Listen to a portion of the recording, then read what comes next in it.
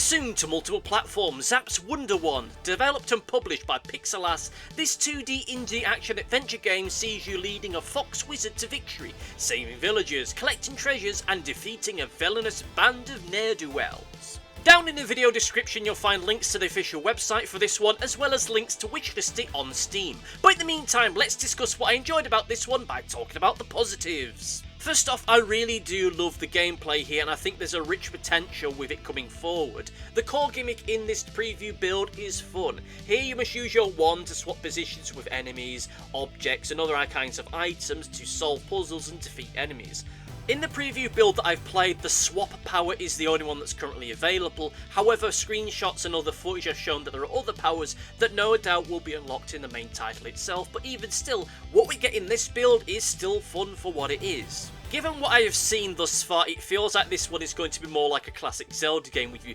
completing a series of dungeons to gain new powers to be used to defeat new bad guys and solve new puzzles, as the control scheme itself, even at the moment, does feel like it has an echo of that, as well as the gameplay more broadly. And to be honest with you, that's something I'm perfectly fine with, because like I say, even with just this one power available, there's still a lot to enjoy here, going through the dungeon and solving these puzzles, finding these items, saving these villages. It has a great thrill behind it, which is something that I've been really missing given the current trajectory of modern Zelda titles. Another thing that I do enjoy about this one are the puzzles that feature in this game. These do go a great way to showing how future dungeons could end up looking here, as they're a fine demonstration of just the creativity that's on show here, and just showing what the developer themselves can put together here to create a collection of puzzles and situations which are equal parts intriguing as they are challenging. Yes, this is very much an early game kind of collection of puzzles, nothing too taxing, but still they do offer a nice flavour as to what to expect, and still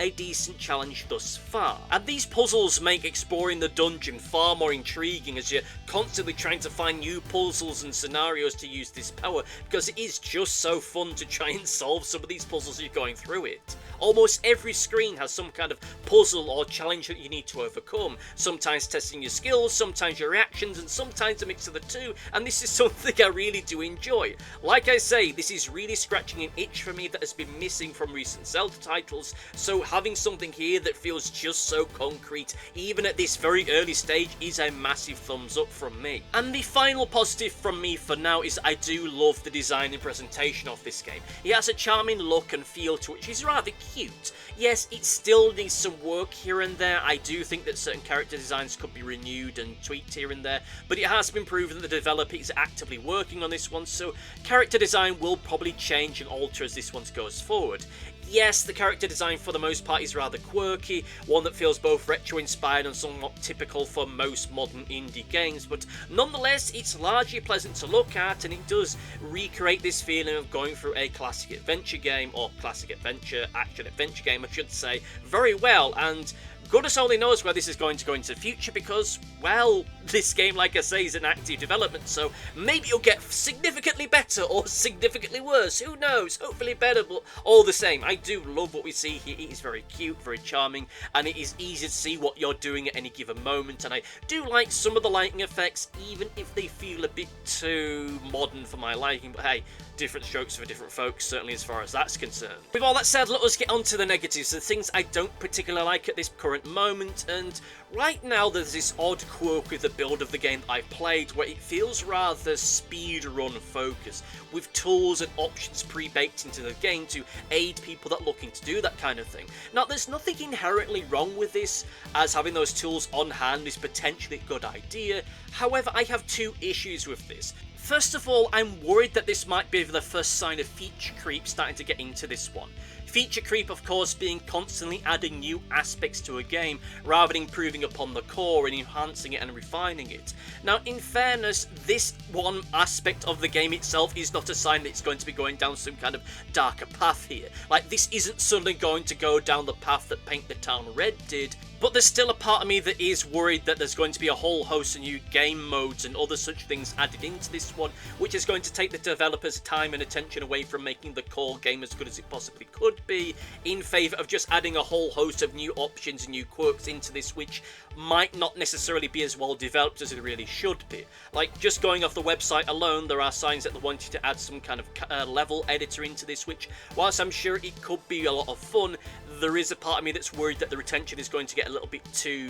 misplaced here. Likewise, the fact the game is aiming to be speedrun friendly makes me worried that some of the puzzles might be made shorter and less complex in order to make the overall experience a lot more speedrun friendly. You know, having less complex puzzles that people can just barrel through in no time at all, which, yeah, I'm sure that there is something of an appetite for that, but for me here and now, the puzzles themselves are great as they are, and I worry that simplifying them in order to make them more speedrun friendly would really take something away from this, as to me, beyond anything else, it feels odd to try and make an action-adventure puzzle game a lot more fast-paced when typically, from my point of view, you'd want them to be a little more slow-paced so that you can spend time to try and solve these rather complex and challenging puzzles, but hey, maybe this is a generational slip thing, I really don't know. And my final point of criticism here is the fact that I find the art style is a little bit too familiar. Now, I understand that it might seem a little bit odd for me to start criticising the art style after only a few moments ago I was praising it, but I will be honest,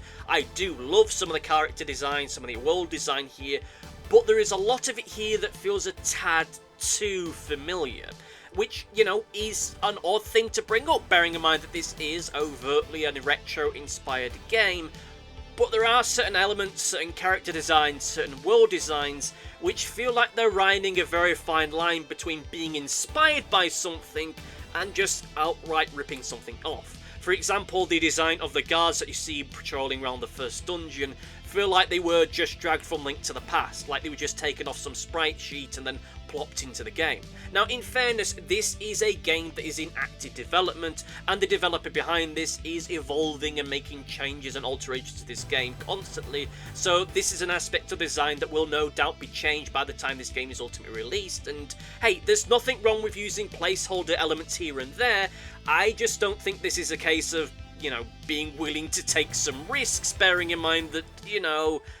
certain developers out there can be rather litigious, to say the least. I think that this is a game, beyond anything else, that needs to develop its own identity, its own visual identity to be sure, which I'm sure that they will end up doing, and there's nothing wrong with using a few bits of stock footage and stock sound effects and stock artwork here and there as the game is being developed, you know, as a placeholder. But it's still something that I think they need to evolve from as they go forward.